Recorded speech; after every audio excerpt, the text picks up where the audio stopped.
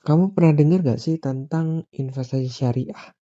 Ya, investasi syariah itu adalah penanaman modal dengan tujuan keuntungan bagi hasil yang sesuai dengan prinsip dan hukum Islam.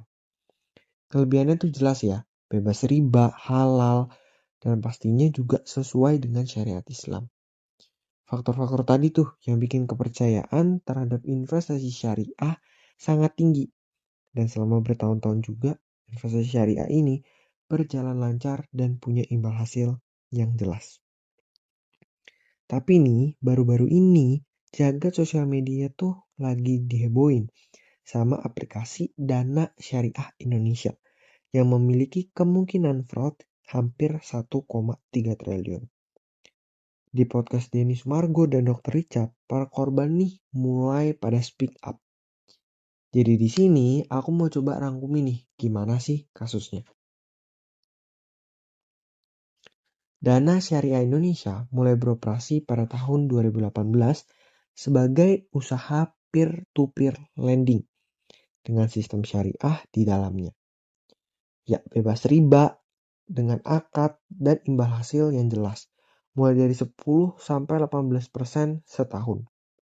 Apalagi nih, pada tahun 2021, Dana Syariah Indonesia telah berizin OJK. Nah, sebenarnya DSI ini udah beberapa tahun mampu memberikan imbal hasil yang sesuai hingga sekitar Juni sampai Mei 2025. Hal ini nih ya disampaikan langsung oleh lender di podcast Denny Sumargo. Saat Juni sampai Mei 2025, penarikan yang dilakukan tak kunjung disetujui.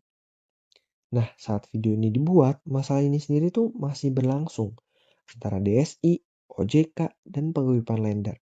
Karena DSI baru mampu melakukan pengembalian sebesar 0,2% dari total kerugian tadi. Nah, pihak DSI itu berdalih kalau hal ini terjadi karena borrower belum mampu menyelesaikan pembayarannya.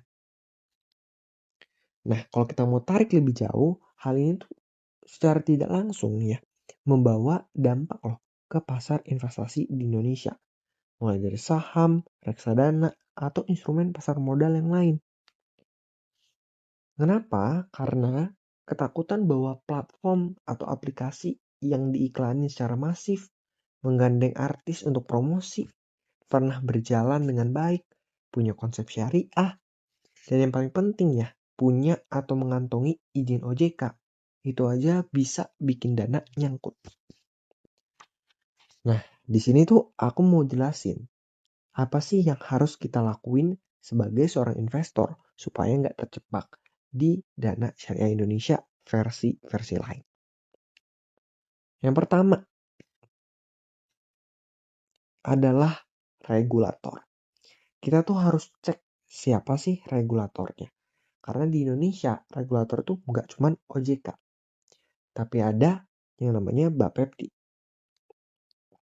Nah, jauh yang lebih penting daripada itu, kita juga harus tahu izin usahanya tuh apa. Jangan sampai kita lihat regulatornya aja.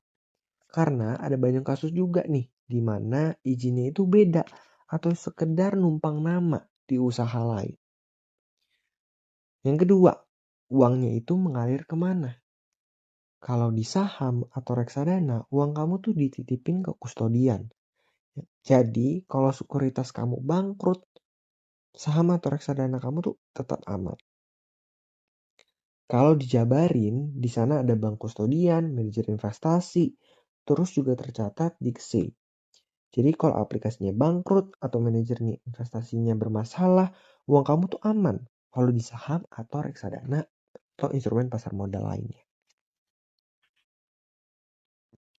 Nah, beda banget kan kalau kita bandingin sama kasus Dana Syariah Indonesia tadi. Yang cuma berharap sama pihak DSI aja tanpa ada pihak lainnya. Selanjutnya yang ketiga adalah penjaminnya. Nah, kalau di tabungan atau deposito itu tuh sebenarnya lebih aman lagi karena ada LPS. Apa sih LPS? Nah, LPS itu adalah lembaga penjamin simpanan. Simpelnya uang kita tuh dijamin sama lembaga penjamin simpanan supaya uang kita tetap aman. Jadi kalau sewaktu-waktu banknya bermasalah, LPS tuh ngejamin supaya uang kita diganti walaupun banknya misalnya mengalami kebangkrutan. Yang keempat adalah instrumennya. Kita tuh harus bisa juga buat milih mana instrumen yang memang punya prospek dan ciri-cirinya itu ada penggunaan dana yang jelas. Contohnya kayak saham, reksadana, atau obligasi. Kalau kita mau main ke komoditas, ada emas atau silver yang udah jelas. Yang jelas itu adalah mereka punya keamanan secara struktural. Setidaknya nih ya, uang kita tuh nggak mungkin lenyap tanpa kepastian kayak kasus DSI tadi. Karena kalau kita mau bahas lebih dalam, konsep peer-to-peer ini memang bermasalah. Dulu pernah ada kasus kayak Investory, koin peer-to-peer, atau akseleran. Dan di luar negeri sendiri ya, kalau kita baca, China pun pernah bermasalah loh dengan kasus peer-to-peer ini. Jadi itu ya cara kita sebagai seorang investor untuk lebih bentengin diri kita lagi dari kemungkinan kerugian investasi secara struktural tadi. Menurut berita satu, kasus DSI ini lagi di dalam tahap pemeriksaan dan penelusuran aset oleh OJK.